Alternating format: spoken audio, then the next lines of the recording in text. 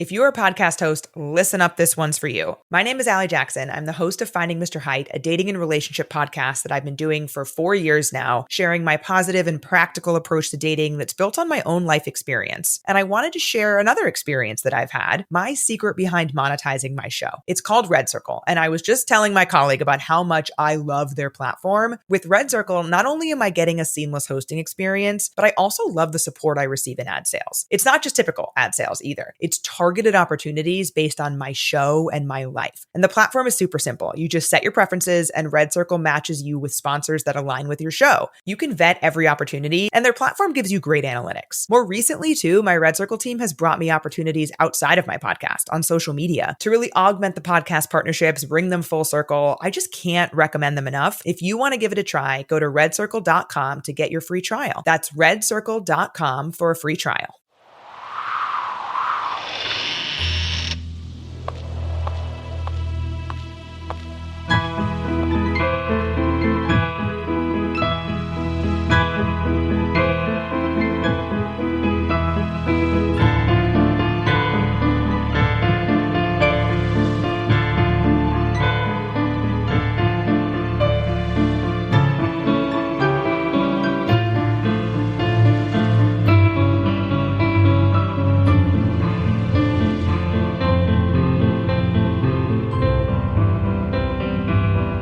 Things with Wings Productions presents Episode 12 of the Skylark Bell Wingspan. I'm your host, Melissa Oliveri.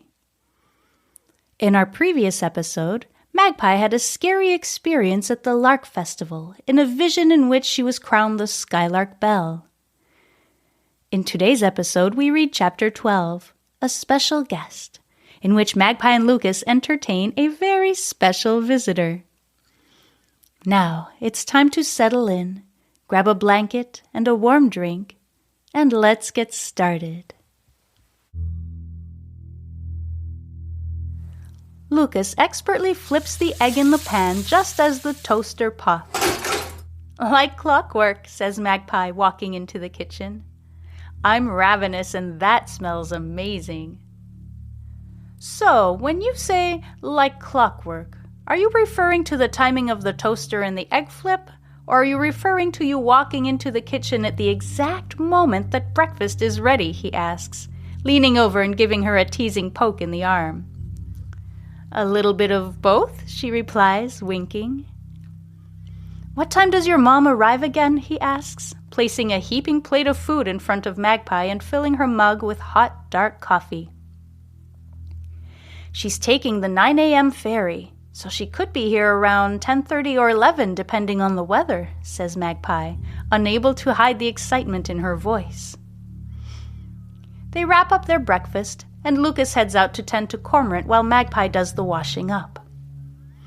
She puts the dishes away and starts slowly walking through the house room by room, ensuring everything is perfect for her mother's arrival.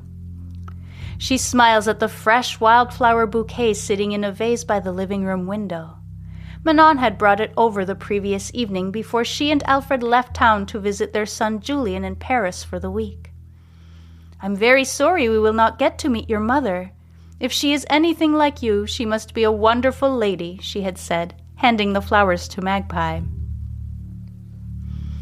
Now Magpie walks upstairs to check on the guest bedroom. The floral print of the handmade comforter on the antique four-poster bed brightens up the room.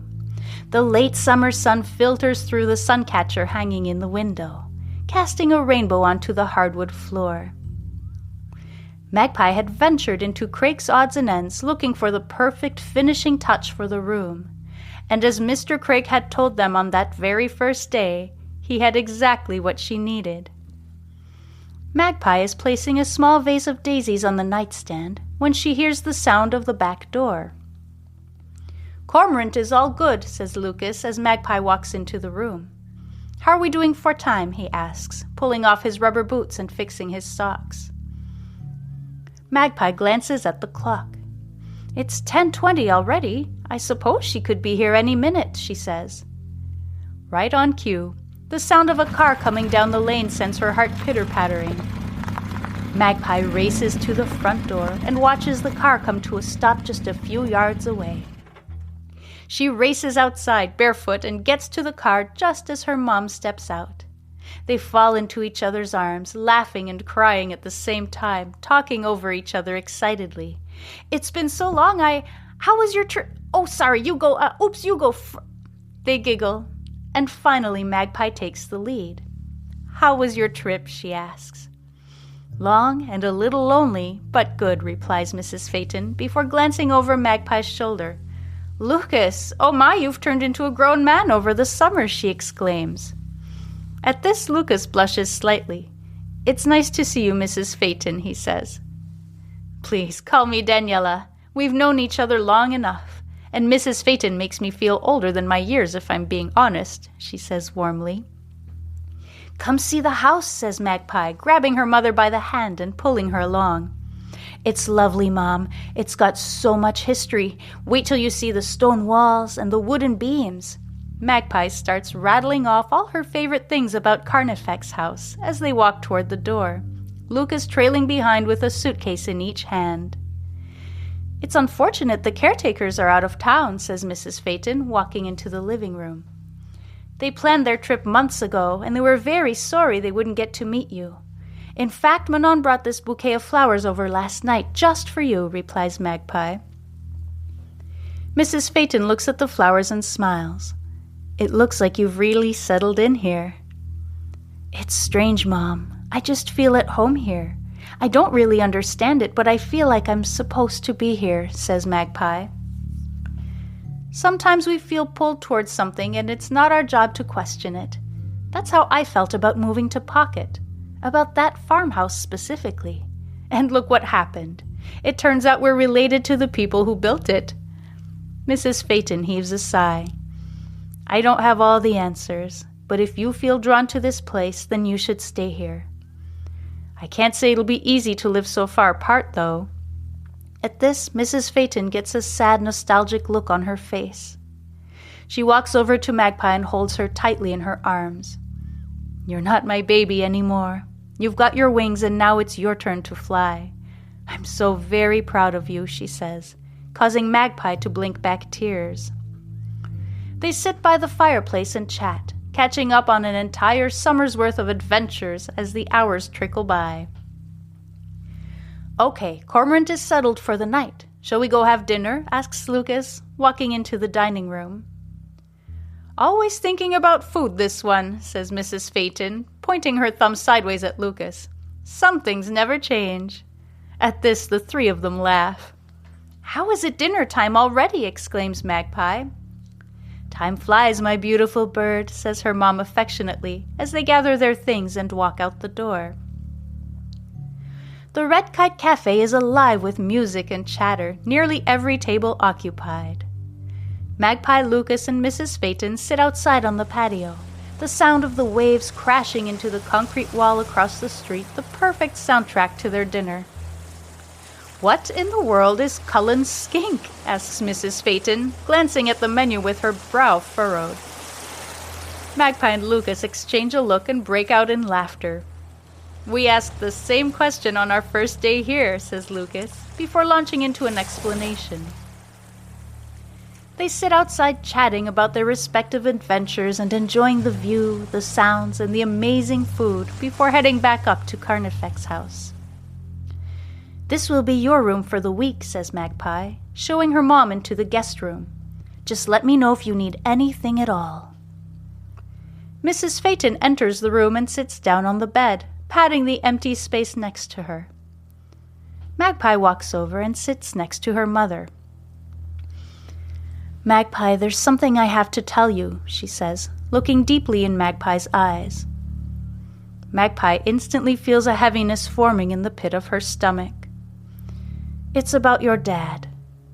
Mrs. Phaeton's voice trails off. She takes a deep breath before continuing. "I got a phone call a couple of weeks ago from an old mutual friend. He was able to contact me when he saw an advertisement for my gallery exhibit after doing an online search. Honey, I'm so sorry, but your father passed away 3 weeks ago. I wanted to wait until we were together to tell you." Magpie sits, staring at her mom, silent tears rolling down her cheeks. Her dad had left them when she was just a baby. She'd never received a birthday card or gift for the holidays or even a phone call, not a single one. So why does she feel so devastated? "What happened?" she asks, her voice trembling. "Apparently he had been quite ill the past several years," says her mother quietly. "I never kept in touch with him after he left. The truth is, the thought of being in contact with him hurt too much. I never stopped loving him. It's hard to move on from your first real, true love. We were young, we made mistakes. I said things I shouldn't have said, some really awful things. Then I told him to leave and never come back. And he did just that." She pauses, a faraway look in her eyes. "I'm not excusing him. He should have been there for you. But I can see why he didn't want to be with me." Now tears are streaming down Mrs. Phaeton's cheeks too. "What I'm trying to say is we all made mistakes back then, Magpie. My one regret is letting so much time go by without reaching out to make amends. Which brings me to this." Mrs. Phaeton reaches into her pocket and pulls out an envelope. "Your dad left this letter for you. There was one for me, too. His friend shipped them to me in London so I could give it to you in person." Magpie holds the plain white envelope in her hand. She runs her finger over the letters of her name written on the front in block letters. "You should read it in a quiet, private place when you feel ready," says Mrs. Phaeton gently. Magpie nods solemnly as she stands up and walks to the doorway. "Thanks, Mom," she says. "I love you. Good night." "Good night, my beautiful bird. I love you too," says her mom solemnly before turning off the light. Magpie watches as darkness washes over the room, the letter from the father she never knew clutched tightly in her hand. Thank you so much for listening. Join me next week for Wingspan Chapter 13, Love, Dad, in which Magpie reads the letter from her estranged father. Before I go, I'd like to thank Phaeton Starling Publishing for this fantastically eerie story, as well as Cannell for composing eerie mood-setting music for this podcast. If you're enjoying this story, please consider leaving a review and a rating. This will help other people find and enjoy the story as well. You can also support my work through a donation or by subscribing to Patreon, where you get early access to episodes and MP3 downloads of the music and so much more. You can also find me on social media, so you can stay up to date with upcoming episodes. All necessary links will be in my show notes. Thank you.